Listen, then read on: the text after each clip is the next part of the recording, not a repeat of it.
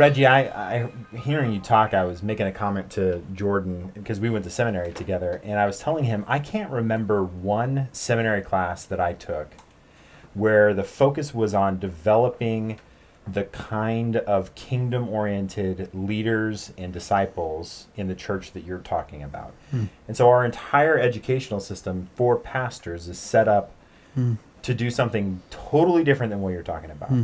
So just now, can you unpack for me and talk a little bit more? What do you think the shifts are that we need to make? What are the questions we need to ask to start to begin to develop that kind of kingdom-oriented disciple?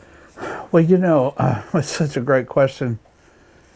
What we're talking about here is actually people's lives being transformed.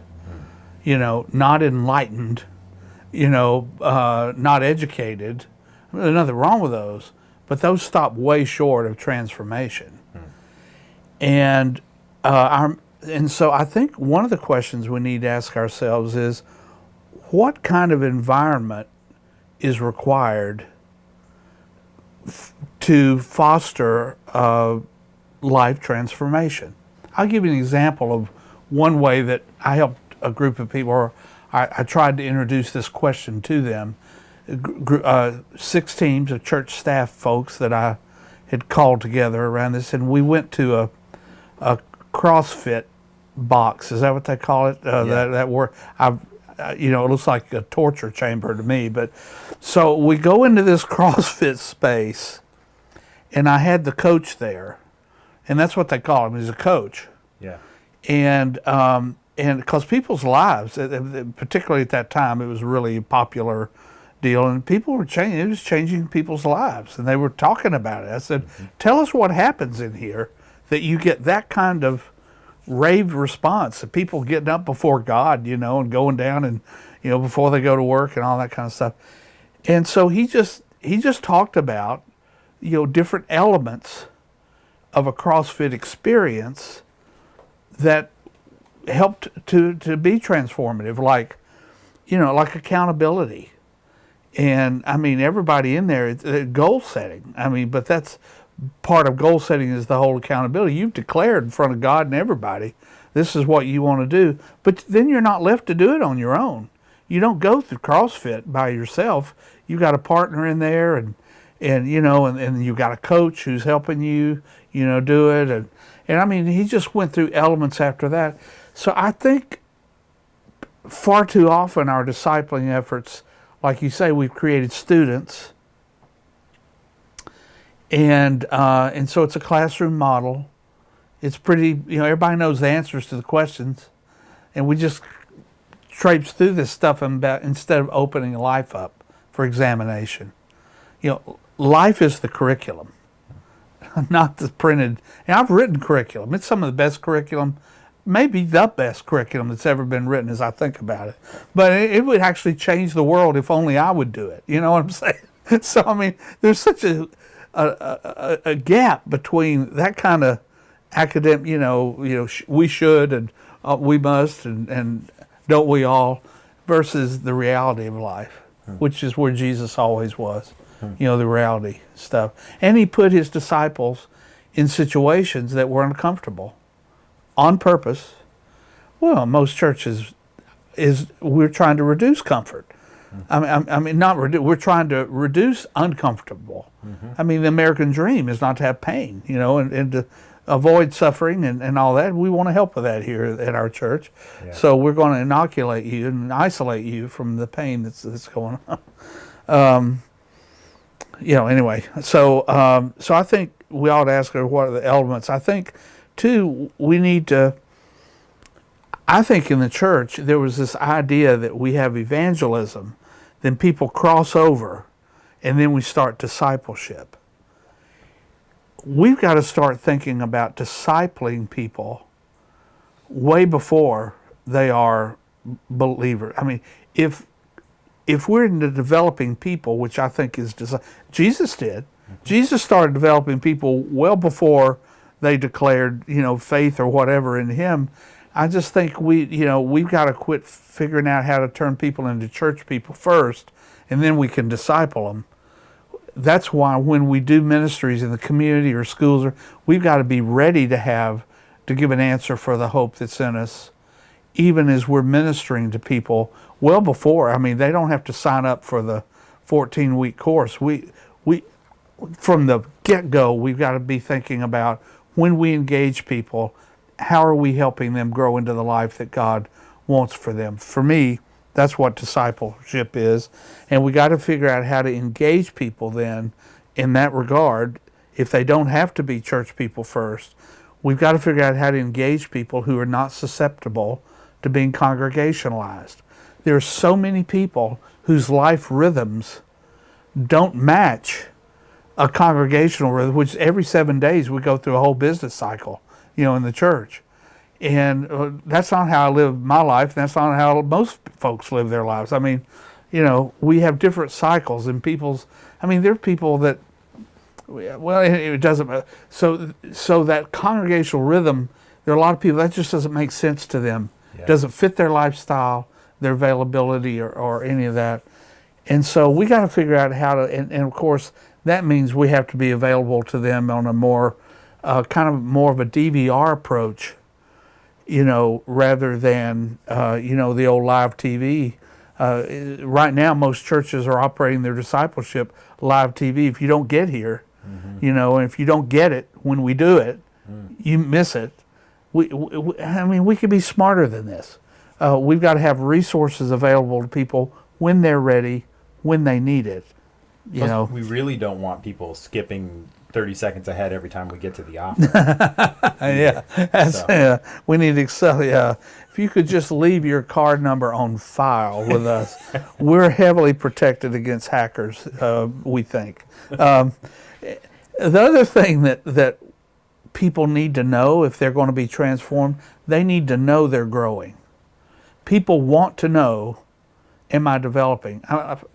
Again, this goes back to all kinds of stuff about internal motivation and everything else. I've been on a diet most of my life. I've talked about, food a good bit on our episodes here. I've probably lost 3,000 pounds is my best estimation, and, but the truth is I can talk about it a lot, but my wife knows I'm really serious about it when I start getting on the scales. When I start weighing, which, by the way, I'm not done here recently. But the point is, if I really want to track my development there's no other way to do that. Yeah. Maybe my pants fit a little better. I can fool myself into believing because they've whatever. But people want to know that they're growing, and I say, why not ask how many better marriages we have? Whatever it is. In fact, I did a church consult once where we interviewed about 900 people in the church over what we called real life. What would you like to see God do in your life over the next 6 months, we asked. And it's amazing. People actually have dreams and desires. They would like to see God do stuff in there. Now, in the typical program church, we don't have to ask that question because we know what God wants to do in the life of our folks 6 days. We've already planned our sermon series out by that and everything, and that's going to be a capital campaign and all that. Are you kidding? When people get a chance to declare, this is where I need help. Yeah. And then we have a chance but don't, in case you're thinking about it, don't do that. If you're going to start that, you have to stay with it. In other words, so how's that going? How's that working for you? So another church client I'm working with right now is in the process of asking those questions, but integrating that into all their small group stuff, so that people get to come back. You go to the doc for an annual physical, you take your car in forever. Why don't I know if I'm growing spiritually? It's like, shouldn't I be able to celebrate that I've made some progress this year spiritually? It's years ago. Remember that study that was put out by a well-known church? I don't want to talk about them. That was a discipleship study, yeah. and we measured people on all of these, scales of stuff like that. And I told every one of my clients, don't do it.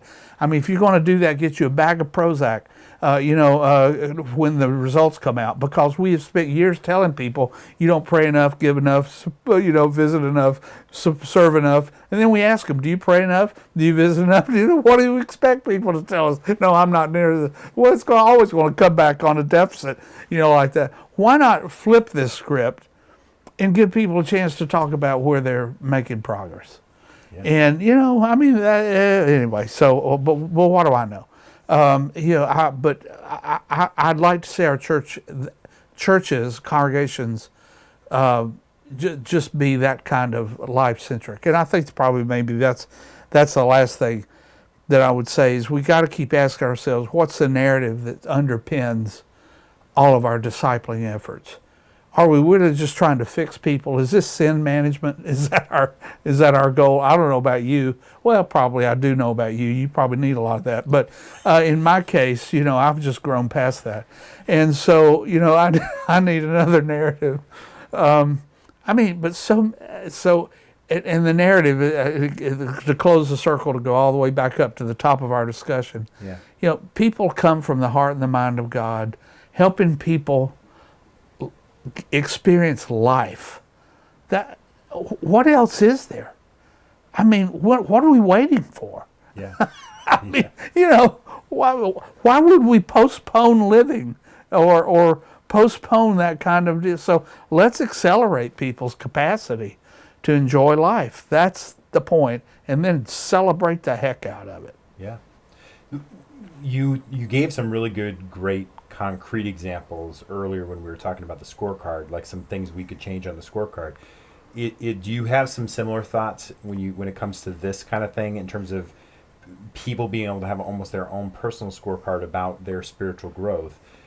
Are there some things that you have in mind that we as pastors should be more mindful of as we kind of develop this relational discipleship model of recognizing growth?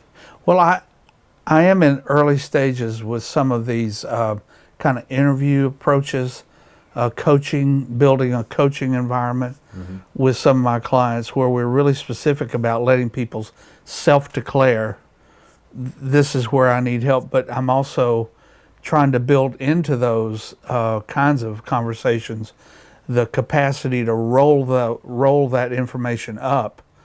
I don't mean name by name, but if you've got 30 people that are saying, we need help here, then you don't have to go on a vision quest, and smoke peyote, to figure out what should we be doing here.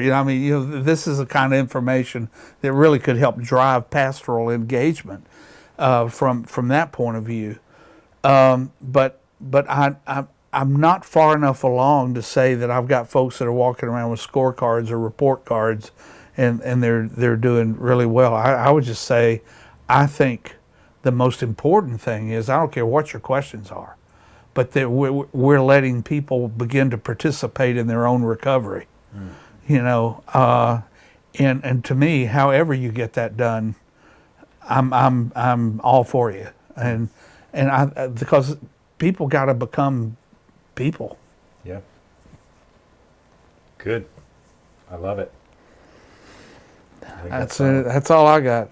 I don't even have that. That's all I got. Yeah. Now, I have no idea how to do this stuff. I'm just talking. Well, I think that some of the stuff. Should I say that?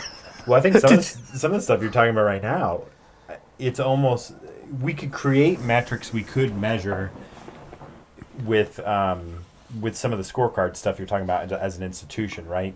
Yeah. Tell me how many hours you spent in community services last quarter. Turn in a form that says that. How many times a week have you been praying on average? Those kinds of things.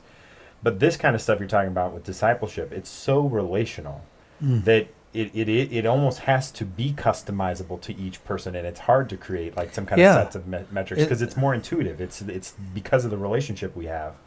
So it's more, I think maybe it's more about how do we train the right leaders who are going to mentor and disciple, so that they can have that intuitiveness about how to feed back to the people they're mentoring. Here's growth I see in you. Yes. That you're telling me. And then that becomes a way that, and people can inculcate that then into their own lives, where they're dealing with their kids that way, they're dealing with themselves that way. Those are learned particularly feedback loop, debrief versus deliver, didactic, and boy, people are so awash in information that they really need help connecting dots, and they're living their lives, and they're not even seeing the dots of where's this taking me, and where what's going on in my life that I know is going on, but I don't know what's going on because I'm not taking time to reflect, on because life is just so crammed full of stuff. Anyway, and I think this is particularly it's truer. Now this sounds generationally biased, but I think it is more a challenge the younger you go, because millennials are growing up in a world where information is so accessible. No one's ever many of them have not had someone for lots of reasons, whether it's broken homes or lack of relational mentors or whatever else, make sense out of any of the information. And which information should I pay attention to, and what gets jettisoned? What's really important? Figuring out, that's called judgment. Well, judgment is not something you teach in a classroom. I mean, that requires lots of conversation and life on life stuff. I just think we're getting more back to a very ancient way of developing people, which is that it's life on life, kind of stuff. Which again, that's another kingdom countercultural narrative. Yes, The cultural direction that we're going now is about, is it illegal or is it legal? If it's illegal, then I won't do it. If it's legal, I will do it. Whereas what you're talking about in judgment, I have to make a decision: is this good for me or not, regardless of the legality of it? But we've broken everything down to these simple sets of rules. If you could just do the things by the rules, then you'll be okay. And so we've gotten rid of judgment in a lot of places. Totally. And I'll tell you, a lot of congregations are full of people who have fabulous judgment, and they're sitting there feeling like they have nothing to offer their communities, and they're wondering, how can we get young people here, and we don't know how to talk to them, and they are the treasures. If they could be repositioned in their own mind. I don't mean as super people, but just if we could form, and I'll tell you, community engagement will put them in touch with the millennials. The millennials, give up on trying to get millennials to come to church. Just give up on that. Now some of them may make a mistake and turn in at the wrong time and show up, but they're not trolling for a church. So let's just find the church with the right coffee, and a real sexy sax player at the right time. Are you kidding? This is so ridiculous, and this is only church people could come up with stuff like this. Let's just fix it so they'll come. Go. Engage in the community, and you're going to wind up shoulder to shoulder with these folks. And then out of those relationships, we've seen this happen even inside the church, even in our generationally siloed discipleship, but then churches send mission groups off, like disaster relief and all that. And these 16-year-olds come back best buds with these 68-year-olds because they've been repairing a roof together all week. Suddenly you got a whole new dynamic going on. What part of this did we miss? This is what we need. This is what the kids need. This is what the 68-year-old needs. Gosh. And so I wish I could just help a lot of churches that feel like, well, we just got a bunch of old people here. We're going, good. Now let's unbundle these assets.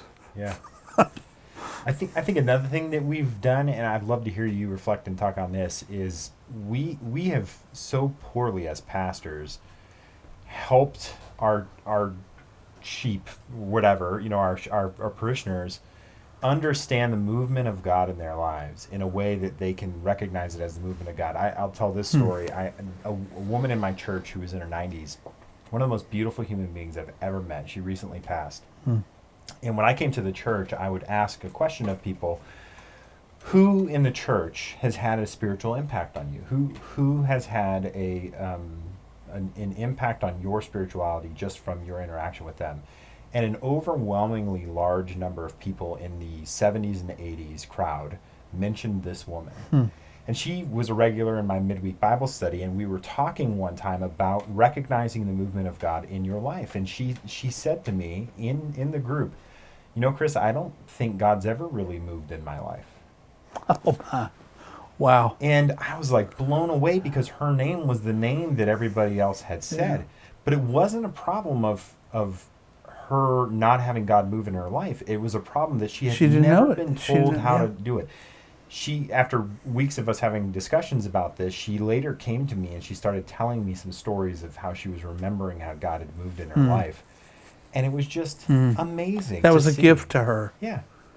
Yeah. So where have you recognized maybe some pastors who are doing this really well? And what do you think are some of the traits that we can learn from them in terms of how they're helping people recognize how God's moving in their life?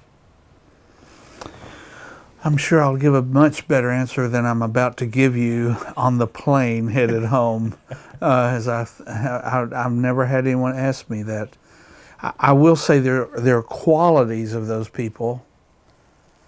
I find that authentic people are more likely to be able to see some of this because they're in touch with their own stuff. And that's not a great answer. But it seems to me that I would think that's the key. I mean, they're authentic and they have emotional intelligence, so they're able to connect with people. They're high in empathy, or they act like it. I tell leaders, even if you don't have it, act like it. People receive it just the same way. And because empathy is a really important, not sympathy, but empathy is really important in being able to walk into other people's lives. And probably I'd say I'm thinking of qualities more than a specific example. Yeah. I mean, I'm around great people a lot, and I'm sure a lot of these are able to are having that kind of impact. But I'm kind of in and out, so I don't see the day to day, month to month. But probably the last thing I'd say about it is they themselves see themselves as a work in progress, and so they're always looking for, progress as well as where do I need to grow, and they're authentic about it, so they're transparent. Doesn't mean they use the pulpit as a counselor. It's all about them, but people know that they are on a genuine quest, and that helps free other people. They've not arrived. It's like Paul, I'm not there yet, but I don't know why we entered a period of time where our clergy, it's like you're supposed to be the super person, and not have any of your own foibles and stuff to deal with, and that's what will qualify you as a spiritual leader. It's exactly what disqualifies you as a spiritual leader because you're faking it. I remember there was this guy that it was 2 years I'd worked with him. He's a newspaper journalist, and I wrote an article every week for the little newspaper in our town, and I would always deliver the article in person so we could have coffee and I could just talk to him because he was very interested spiritually. He's not a church person at all. And I did have the opportunity to be part of his conversion, in later in his middle age, life. About 2 or 3 weeks after he became a Jesus follower, we were having coffee again. He said, "It must be nice." I said, "What?" He said, "Man, you've been a Christian so long. It must be nice you're not having to deal with temptation like that." I just said, "Wait a minute." I said, "I don't want you suffering under this illusion." I said, "Honestly, we're just now getting to the hard stuff. Not chewing or going with girls that do. That was pretty early on, but now I'm really getting down to the hardcore kind of, biases and prejudices and stuff like that. I mean, so I think if you have an awareness like that, it can kind of free people up around you. Not that I was that I mean, I guess I was pretty perfect for those folks as I think back over. Well, and the irony of Let me give you their names. I can tell you more. the irony of what you're talking about too, I think beautifully fits into next generations.